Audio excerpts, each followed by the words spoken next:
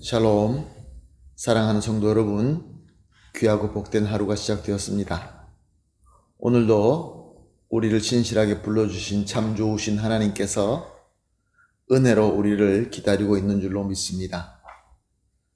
감사하는 마음, 또 간절한 마음, 겸손한 마음 가지고 우리 오늘 새벽 예배 시작하도록 하겠습니다. 다 같이 기도하겠습니다. 사랑과 은혜가 풍성하신 존귀하신 참 좋으신 우리 하나님 아버지 감사합니다. 지난 밤도 쉬게 하시고 이렇게 첫 시간 주님 앞에서 예배 드릴 수 있게 하여 주시니 감사합니다. 주님, 오늘도 주님의 은혜를 간절히 사모하며 나왔습니다.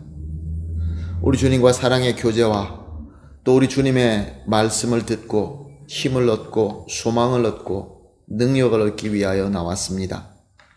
주님 함께하여 주시고 예배를 통하여 하나님께서 영광 받아 주시고 우리에게는 은혜로 풍성하게 하여 주시옵소서.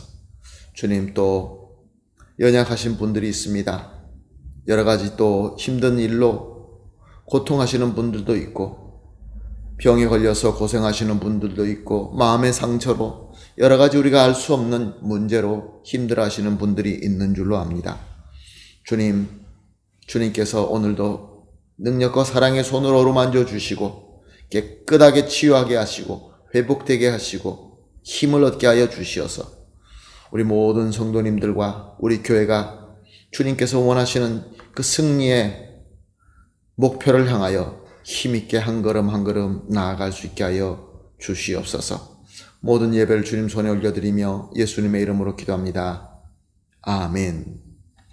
할렐루야. 다 같이 찬송하겠습니다. 찬송가 95장입니다. 나의 기쁨, 나의 소망 되시며 나의 생명이 되신 주. 95장 함께 찬송하시겠습니다.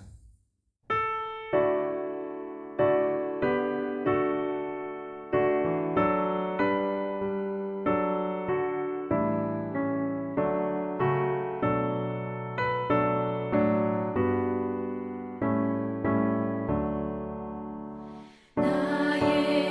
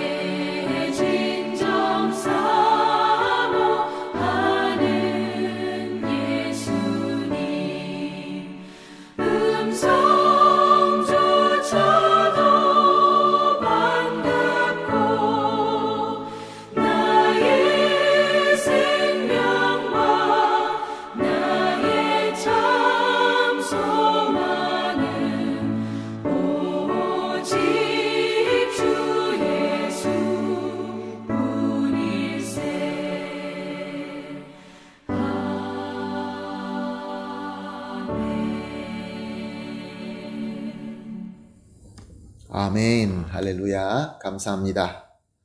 말씀 보시겠습니다. 함께 보실 말씀은 요한복음 1장 24절에서 28절 말씀입니다. 요한복음 1장 24절에서 28절 말씀 함께 보십니다. 그들은 바리새인들이 보낸 자라.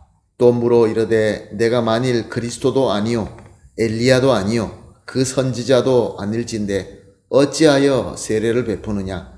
요한이 대답하되 나는 물로 세례를 베풀거니와 너희 가운데 너희가 알지 못하는 한 사람이 있었으니 곧 내 뒤에 오시는 그이라. 나는 그의 신발끈을 풀기도 감당하지 못하겠노라 하더라. 이 일은 요한이 세례 베풀던 곳 요단강 건너편 베다니에서 일어난 일이니라. 아멘. 당시 유대 나라에 굉장한 소문이 돌기 시작합니다. 그것은 요단강 건너편 베단이라는 그곳에서 요한이라는 하나님의 사람이 하나님의 말씀을 전하며 세례를 주고 있는데 아주 굉장하다라는 것이었습니다. 그 사람은 입은 옷이나 먹는 음식이나 하는 모든 그의 일을 보았을 때 너무나 특별했기 때문에 그랬습니다. 그동안에 유다 백성들은 여러 강대국으로 핍박을 받았고 당시에는 로마라는 너무 어마하게 강대한 제국으로 압제를 당하고 있었습니다.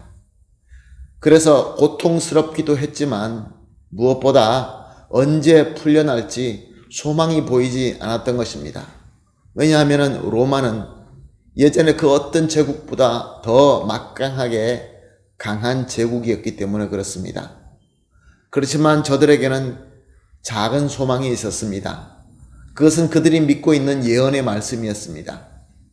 하나님께서 메시아를 보내주셔서 저들을 자유하게 풀어주시고 하나님의 나라를 세우신다라는 예언입니다. 그동안에 유대 나라에는 유대의 독립을 위하여 싸운 영웅들이 있었습니다. 그래서 잠깐 독립하는 것 같이 보였을 때도 있었습니다. 그러나 그들은 잠깐뿐이었고, 그런데 이번에 나타난 요한이라는 사람은 전에 있는 사람과 전혀 다르게 아주 비범하고 특별하였습니다. 말씀에서 예언한 메시아와 너무 흡사했던 것입니다. 그래서 많은 사람들은 이번에야말로 메시아가 아닌가 싶어서 소망을 가지고 요한을 찾아오기 시작했던 것입니다. 수많은 군중들이 모입니다. 그의 말씀을 듣습니다. 세례를 받습니다. 이 굉장한 소문이 유다의 수도이며 성전이 있는 예루살렘의 종교 리더에게도 또 다가오게 됩니다. 저들도 역시 마찬가지로 다른 유대인들처럼 메시아를 향한 간절한 마음이 있었고 또 이 소문을 듣고 그들에게도 궁금증과 또 소망을 가지고 요한을 찾게 됩니다. 세례 요한은 예루살렘에서 온 종교 리더에게 분명하게 얘기를 하죠. 나는 너희들이 간절히 기다리는 메시아가 아니다. 말라기에서 예언된 엘리야도 아니고 모세가 예언한 그 선지자도 아니다. 나는 앞으로 오실 그리스도를 위한 광야에서 외치는 소리다. 예루살렘에서 온 종교 리더들은 실망하고 맙니다. 그래, 그리스도가 아니라고? 그냥 광야에서 외치는 소리라고? 그러면서 무시하고 그가 베푸는 세례에 대하여 힐문하기 시작합니다. 본문 25절을 보면은 내가 만일 그리스도도 아니요 엘리야도 아니요 그 선지자도 아닐진데 어찌하여 세례를 베푸느냐. 세례 요한은 이미 자신이 밝힌 것처럼 그래 나를 부르시고 나를 보내신 하나님의 뜻대로 한다 이렇게 이야기할 수 있었지만 그렇게 하지 않고 마치 동문서답처럼 26절 27절에서 나는 물로 세례를 베풀거니와 너희 가운데 너희가 알지 못하는 한 사람이 있었으니 곧 내 뒤에 오시는 그이라. 내가 그의 신발끈을 풀기에도 감당하지 못하겠노라. 이렇게 이야기합니다. 무슨 말씀입니까? 무엇을 말씀하고 있는 것입니까? 나 요한은 하나님의 구원과 거듭남을 이 물을 사용하여서 상징적으로 선포하고 상징적으로 가르칠 수밖에 없지만, 내가 증거하고 있는 이제 곧 오실 그 이는 내가 그의 신발끈 풀기도 감당할 수 없는 위대하신 영광의 그리스도다라고 하고 있는 것입니다. 그는 또한 나처럼 어떤 상징적으로 물로 구원을 하는 것이 아니라 참으로 하나님의 구원과 거듭남의 역사를 그가 스스로 그의 능력으로 완전히 이룰 것이다 라는 뜻이 포함되고 있는 것입니다.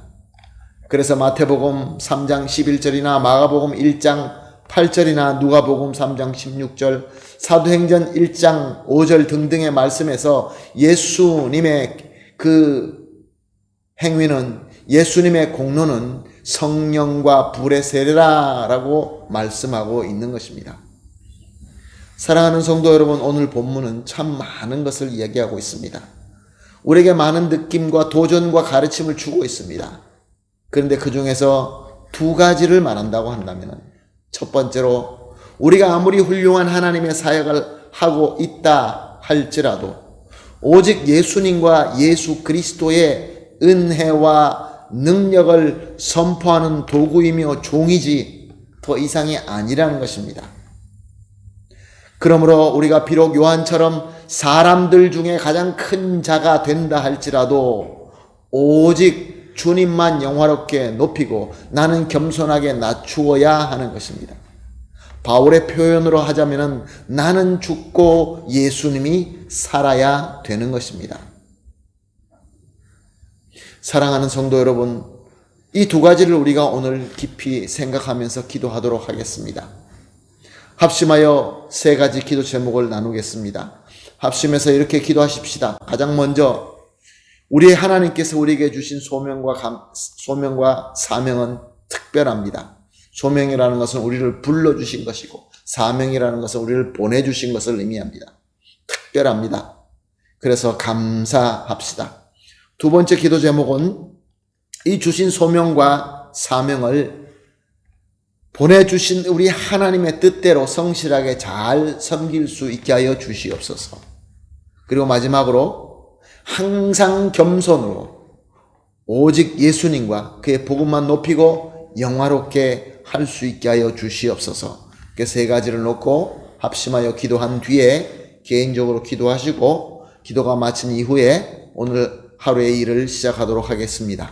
다 같이 기도하겠습니다. 하나님 아버지, 감사합니다. 귀한 말씀 주시고 깨달음을 주시고 성령께서 우리에게 환하게 비춰주시니 감사합니다. 하나님 아버지, 이 마지막 때, 이 어두운 때에 우리에게 특별한 하나님의 소명과 사명을 주심을 감사합니다. 하나님, 그렇지만 우리가 이 소명과 사명을 잘 지키기 위하여 주님께서 능력을 주셔야 될 줄로 믿습니다.